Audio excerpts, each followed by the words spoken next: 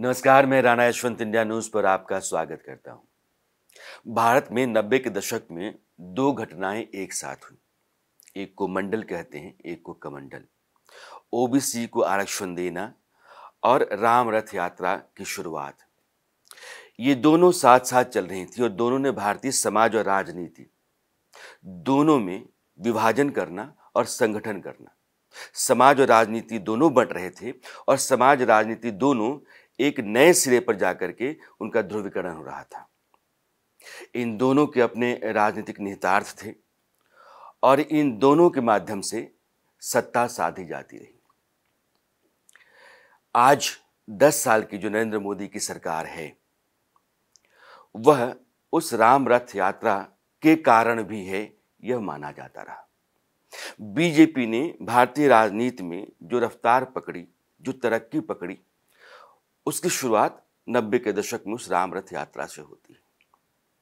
उस यात्रा की रीढ़ थे या उसके सिपहसालार थे लाल कृष्ण आडवाणी, भारत के पूर्व गृह मंत्री, पूर्व उप प्रधानमंत्री, जिनको इस बार नरेंद्र मोदी की सरकार ने भारत रत्न दिया।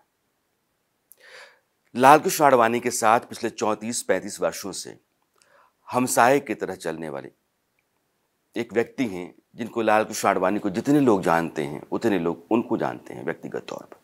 दीपक चोपड़ा जी, सर आपका बहुत बहुत स्वागत है। राणा जी, आपने अभी आडवाणी जी का, उनके जीवन और उनके पर कल के भारत रत्न का जिक्र किया, तो आपके माध्यम से और आपकी चैनल के माध्यम से मैं सभी दर्शकों को, जिन्होंने किसी न किसी समय आडवाणी जी को एक नेता के रूप में देखा, उनकी प्रशंसा की, मैं उन भारतवासियों का, भारत सरकार का, भारत के राष्ट्रपति, भारत के प्रधानमंत्री, सबका धन्यवाद करता हूं कि उन्होंने आडवाणी जी को भारत रत्न से सम्मानित करने का ये निर्णय लिया। लाल कृष्ण आडवाणी को पूरा हिंदुस्तान लौह पुरुष के तौर पर जानता रहा। राजनीति में एक ऐसा वक्त रहा जब उनकी तूती बोलती रही। आज भी वो भारत के बड़े राजनेताओं में से एक है। आपके लिए लाल कृष्ण आडवाणी क्या? अगर मैं इसको कुछ 3-4 भाग में ब्रेक करके कहूं, आपके प्रश्न का उत्तर दूं जी, तो मैं कहूंगा कि Advani ji is a man of principles. He is a man with very high degree of integrity.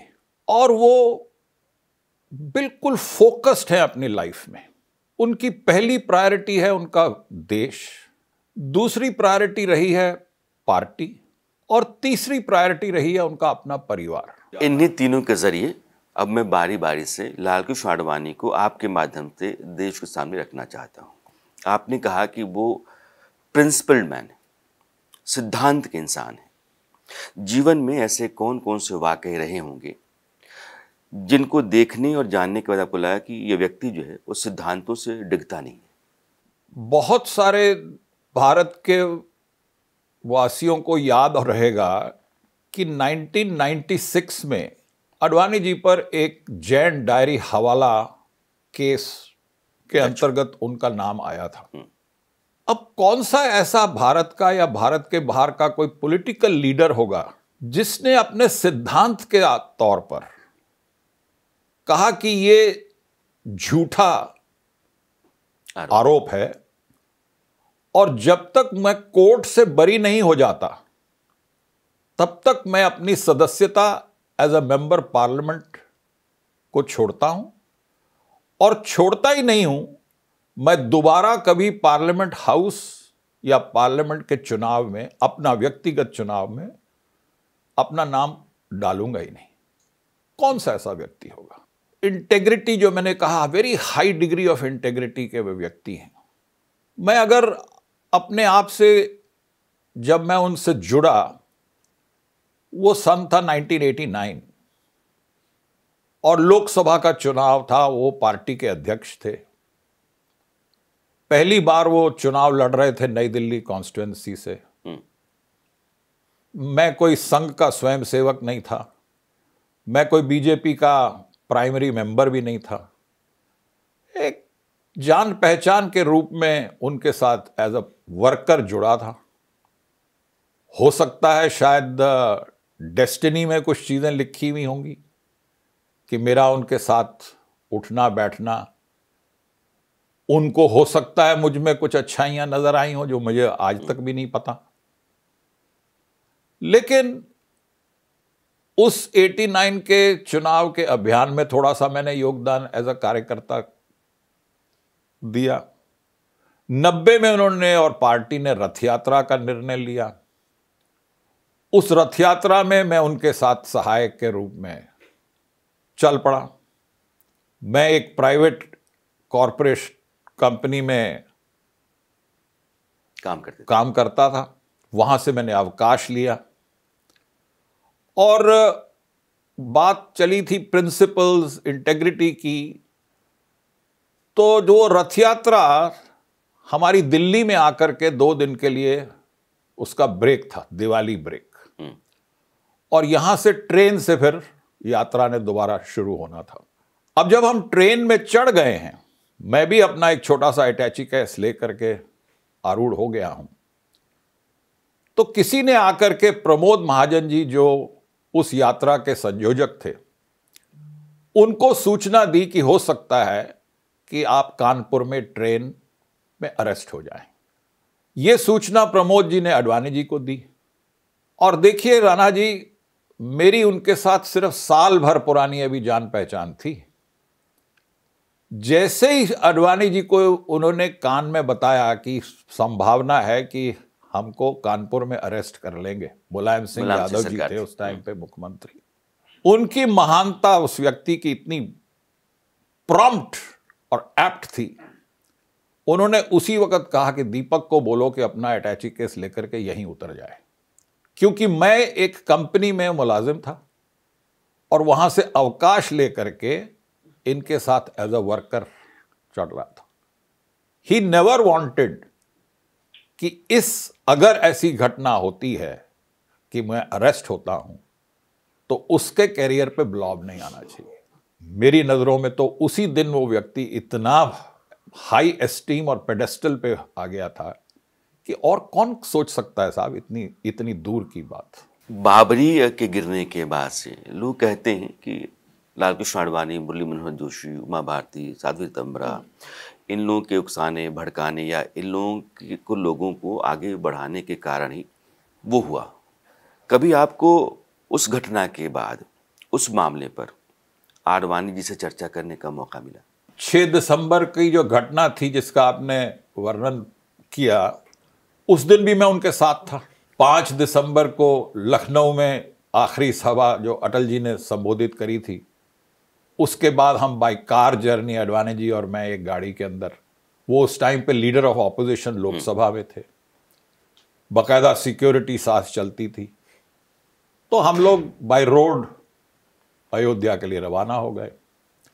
वहां एक हमारे लिए विश्राम गृह में विश्व हिंदू परिषद ने इंतजाम कर रखा था, रहने का व्यवस्था कर रखी थी। देर रात पहुंचे थे।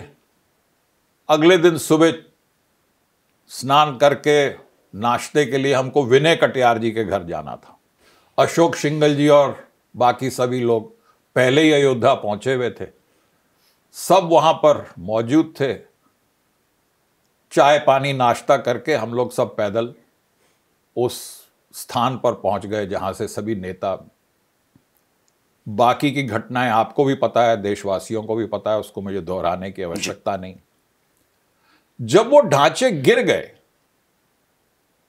तो आडवाणी जी का जो हाल था,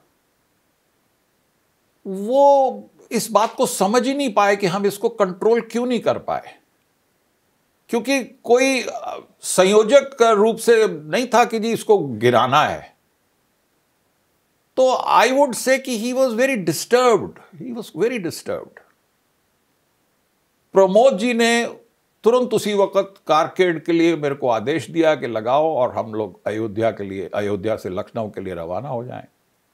और हम तीनों जने कार में प्रोटोकॉल के, आप, आडवाणी जी, प्रमोद महाजन और प्रमोद महाजन जी, हम लखनऊ के लिए रवाना हो गए। लखनऊ में कल्याण सिंह जी ने अपना इस्तीफा दे दिया था एस मुख्यमंत्री, लेकिन उनके घर पर यह तो किसी ने भी नहीं सोचा था, क्योंकि जो मैं आप बताने जाऊंगा, रात्रि का भोजन वहां रखा गया था। अच्छा। पूरी व्यवस्था करी गई थी चीफ मिनिस्टर हाउस में कि एक भोजन होगा। अब आप सोचिए कि वहां पर बाबरी ढांचा गिरा हो तो उसको भोजन कौन खाएगा? हो तो सब कुछ तितर बितर हो चुका था। आडवाणी जी, प्रमोद जी और मैं उस कार से वहां पहुंचे हैं। कल्याण सिंह जी भी वहां थे, एक दो और नेता, उनके कैबिनेट के मंत्री वहां थे। आडवाणी जी चुपचाप से वॉशरूम जाते हैं और कुछ देर बाद जब वो वॉशरूम से निकलते हैं तो मेरे को बुला करके एक कागज मेरे हाथ में देते हैं।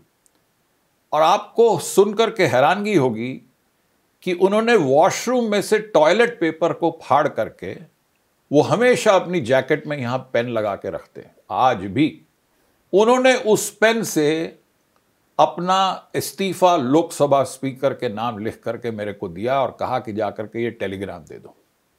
रात्रि का उस समय 10 बजे के बाद का समय हो चुका था, सुनसान था सारा शहर। मैं कल्याण सिंह जी के वहां निवास से एक गाड़ी और एक सहायक लेकर के उनका सीटीओ गया, सेंट्रल टेलीग्राफ ऑफिस, जो हजरतगंज के बिल्कुल आरंभ में ही है। वहां पर भी सन्नाटा था, लाइटें, कोई एम्प्लॉय था ही नहीं। एक काउंटर के पीछे एक बाबू बैठा हुआ था, उसको जाकर के मैंने कहा कि मुझे टेलीग्राम एक देना है। और जब मैंने उनके हाथ का वो जो टॉयलेट पेपर पे लिखा हुआ इस्तीफे का वर्णन था, उसको मैंने उस फॉर्म में भर करके वो दिया। और जब मैंने अक्रॉस द काउंटर दिया तो उस बाबू ने कहा कि मैं नहीं भेज सकता ये टेलीग्राम, मैं कैसे जानूं कि एलके आडवाणी ने अपना इस्तीफा दिया है। तब मैंने अपनी जेब से विजिटिंग कार्ड निकाला और उसको दिया, दिखाया कि मैं उनका सहायक हूं। और कल्याण सिंह जी के कार्यालय से जो व्यक्ति गया था उसने भी कहा, बात बताई। तब जाकर के उस बाबू ने वो टेलीग्राम भेजी। 1992 घटना आपने जो कही कि आडवाणी जी इतने परेशान, दुखी हो गए कि उन्होंने अपना इस्तीफा दे दिया। एक बाइट उनकी या उनका भाषण का टुकड़ा चल रहा है जिसमें वो कह रहे हैं कि मंदिर तो वहीं बनेगा, अदालतें, कोर्ट क्या ये तय करेंगी कि देश की जनता क्या चाहती है। जनमत देश का है कि मंदिर वहीं बनेगा, अदालतों से अपील है कि वो रास्ते से हट जाएं। तो अगर उनकी राय मंच वाली हम माने और आप जो कह रहे हैं वो माने, तो दोनों एक दूसरे के खिलाफ खड़ी हैं। नहीं, देखिए राणा जी, आप कोई उनकी एक स्पीच के बारे में मुझे याद नहीं कि उन्होंने कभी ऐसा कहा हो कि अदालतें क्या इसके, ये उन्होंने जरूर कहा होगा, हो सकता है ये भी मैं कह रहा हूं कि भाई इस पे अदालत क्या निर्णय करेगी कि यहां मंदिर था या, ये तो आस्था का सवाल है। अगर देश के करोड़ों करोड़ों लोगों की आस्था है कि भाई यहां पर राम का जन्म हुआ था, तो उसमें कोर्ट कैसे निर्णय दे सकता है? उसके सामने तो कुछ एविडेंस, तथ्य रखे जाएंगे तभी होगा ना। सिर्फ किसी के कह देने से या किसी के भाषण से तो नहीं होगा।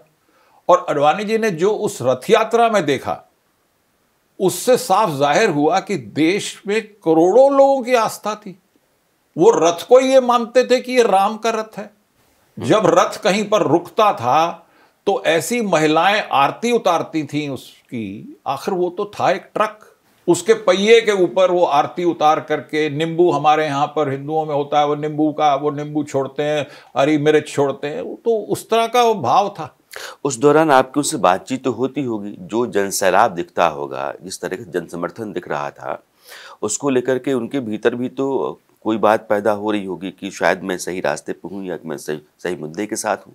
ये किसी को भी अनुमान नहीं था। जब यात्रा गुजरात से शुरू हुई है तो गुजरात में माना जाता है कि गुजरात के रहने वाले सबसे ज्यादा पूजा पाठ के अंदर बिलीव करते हैं। तो मुझे अच्छी तरह से याद है कि प्रमोद जी ने कहा कि आडवाणी जी ये तो गुजरात है, महाराष्ट्र में शायद ऐसा हमको समर्थन नहीं मिलेगा। लेकिन जैसे ही वो यात्रा महाराष्ट्र में पहुंची, वहां से आगे बढ़ी, तो वो बढ़ता ही गया। उसमें कोई ये थोड़ी है कि कोई जैसे हवन में घी डालते जा रहे हैं तो उसकी लपटें और होती हैं, वहां तो कुछ भी नहीं कोई कर रहा था। लोग अपने आप आ रहे थे। और लोगों को मैंने तो स्वयं देखा हुआ है कि जब रथ जाता था, मीलों मील चलता था, सुबह से जब निकलता था, 10 बजे हमारी यात्रा शुरू होती थी, तो लोग जो खेतों में काम कर रहे होते थे, दूर से जब उनको लाउड स्पीकर से सुनते थे वो भजन जो चलता था, तो वो अपना काम छोड़ करके, अपना हल जोत रहा है, कोई कुछ कर रहा है, वो सब छोड़ करके भाग के आते थे जनाब। तो उसमें कौन था? कोई उनको कोई खींच के थोड़ी कोई ला रहा है। ये तो लोगों की भावना, उनकी आस्था उनको खींचती थी। उनको ये लगता था कि ये एक व्यक्ति सुबह से चलता है, रात तक अपने मुकाम पर पहुंचता है, ये तो सिर्फ कर क्या रहा है? ये तो सिर्फ इतना ही चाह रहा है ना कि जहां पर राम का जन्म हुआ था वहां एक मंदिर होना चाहिए, और अच्छा मंदिर, भव्य मंदिर होना चाहिए। आज वहाँ मंदिर है, रामलला की प्राण प्रतिष्ठा है, और लाखों की तादाद में अभी तक लोग वहाँ जा चुके हैं। उस रथ यात्रा की कामयाबी ही आप इसको मानिए। उस रथ यात्रा ने बीजेपी को सत्ता दिलवाई केंद्र में। 6 साल बाद अटल बिहारी वाजपेयी प्रधानमंत्री बन गए। 13 दिनों की सरकार चली। अगली सरकार जब बनी तो 13 महीने की चली। जो 13 दिन 13 महीने की सरकार थी, इस दौरान आडवाणी जी परेशान नहीं हुए कि ये किस तरह की हमारी रणनीति है, पार्टी आखिर किस तरीके से जनाधार बढ़ाए, बाकी दलों को अपने साथ जोड़े ताकि एक स्थायी सरकार दी जा सके?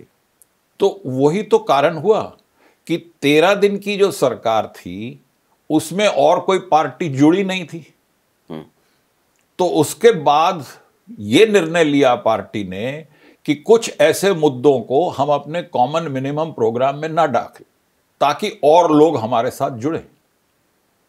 और उस प्रयास से हुआ ये कि अगली जब सरकार के लिए आपको कुछ और पार्टियों को समर्थन मिला, और वो सरकार 13 महीने चली। और वो 13 महीने में भी जब वो सरकार गिरी तो वो तो चालाकी से गिरी थी जी। जो एक वोट से गिरी तो वो एक वोट तो चालाकी से था। वो भी ये सब दुनिया और देश को पता है, देशवासियों को। इसको लेकर के पार्टी के भीतर वाजपेयी या आडवाणी जी के बीच में बातचीत, चर्चा, उस समय की चिंता? नहीं, उस समय ये दोनों नेताओं की सोच बिल्कुल यूनिफाइड होती थी जी। जिसको कहते हैं कि सिक्के के दो साइड हमेशा लोग कहते हैं। मैं कहता हूं इस सिक्के के दो साइड नहीं थे, एक ही साइड था। इन दोनों के आत्मीय संबंधों की बात आप कहते हैं, कुछ घटनाओं के माध्यम से आप बता सकते हैं कि संबंध कितने प्रगाढ़ थे? दोनों की दोस्ती कहूं या साथ कहूं, वो तो बहुत पुराना, पिछला तो मैं उस वक्त था ही नहीं, 89 से पहले तो मैं था ही नहीं। लेकिन उसके बाद जितना मैंने देखा, वो चाहे सरकार में हो या पार्टी में हो, अगर कोई विषय अटल जी के पास जाता था तो अटल जी हमेशा कार्यकर्ताओं को कहते थे कि आडवाणी जी का क्या मत है। और अगर उनको यह बता दिया जाता था कि आडवाणी जी तो इस पे सहमत हैं, तो बोलते थे बस फिर करो। और सेम वे एप्लीकेबल था कि कोई चीज अगर पहले आडवाणी जी के पास आती थी एज अ पार्टी अध्यक्ष, तो वो हमेशा अटल जी की भी राय लेते थे। 6 साल सरकार रही, अगर 13 महीने और बाकी 5 साल को मैं जोड़ दूं, बीजेपी 3 एजेंडे पर लगातार चलती रही। 370, राम मंदिर, यूनिफॉर्म सिविल कोड, और तीनों में से कोई भी काम उन 6 वर्षों में नहीं हुआ। आडवाणी जी ने प्रोएक्टिव अप्रोच कश्मीर में अपनाया जरूर। क्या कभी कश्मीर को लेकर के कोई चर्चा आपसे व्यक्तिगत तौर पे हुई हो जिस पर आपको लगता हो कि नहीं, ये काम तो हो जाना चाहिए था? चाहे वो 13 महीने की सरकार रही, चाहे उसके बाद कुल मिलाकर के 6 साल की सरकार रही, वो दूसरी पार्टियों के सहयोग से बैठी नहीं थी। उनको साथ लेकर के चलना था, और साथ लेकर के चलना कोई आसान कार्य नहीं होता है। मुझे अच्छी तरह से याद है जिस दिन वो वोट पड़ना था, जो 13 महीने वाली बात थी, तो दोनों अटल जी और आडवाणी जी का मत था कि हम कोई वोट किसी से खरीदेंगे नहीं।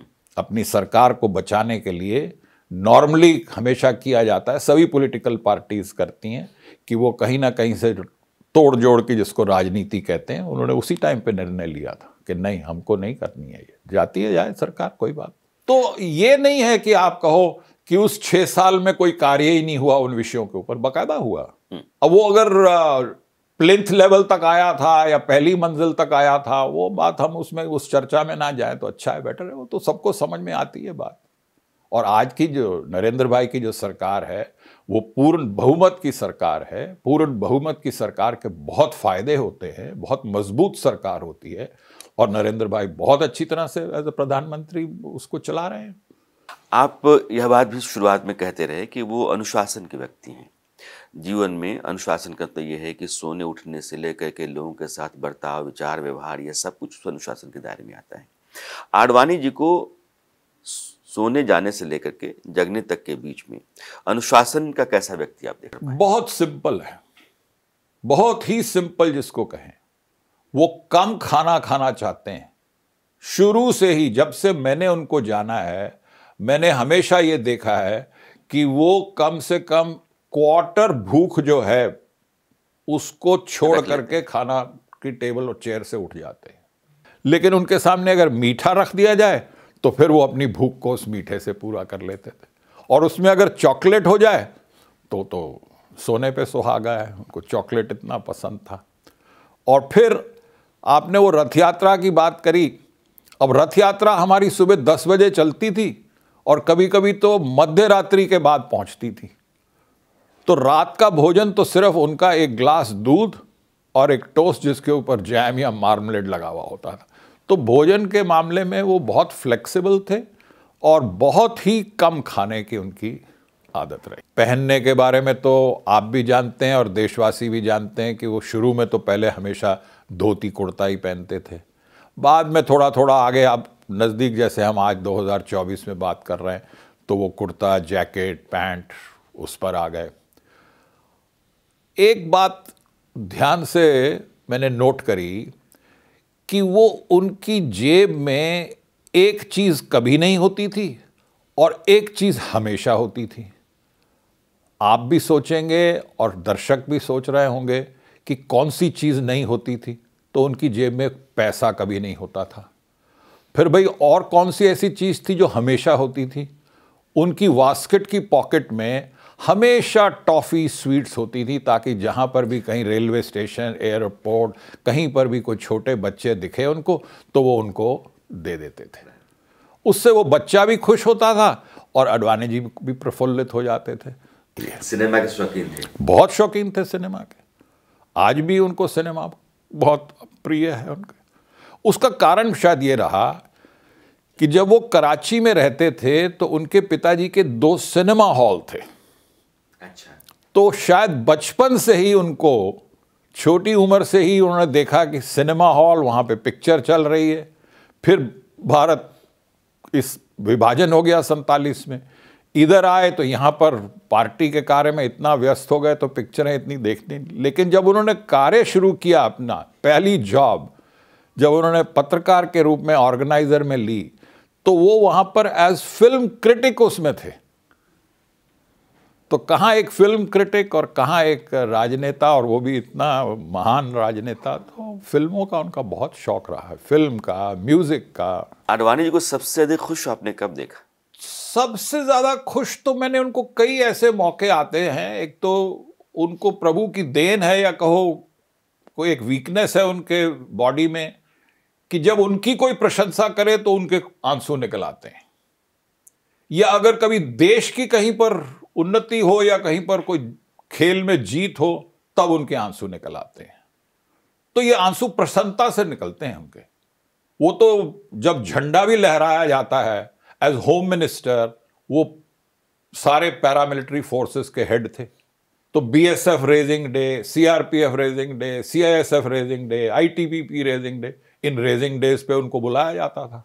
तो जब बुलाया जाता था तो मार्च पास्ट होता था, मार्च पास्ट होता है, फ्लैग हॉइस्टिंग होती है, उनका उसी में ही आंसू निकल आता था। उनको जवानों को, नौजवानों को परेड करते हुए, लड़कियों को परेड करते हुए देख करके, या उनको कोई इंडिया कहीं पर विक्ट्री पाता है, क्रिकेट मैच में जीत गए, टेनिस में कहीं जीत गए, तब उनको आंसू निकल आते। तो ये आपके लौह पुरुष की जो बात है उससे तो उनकी ये जो भावना भरी शख्सियत है। तो इमोशन होना कोई बुरी बात नहीं है। हाँ, if you have emotion and your emotion comes out, that does not mean कि आप लौह पुरुष, आप you are not a man of steel। समझता हूँ।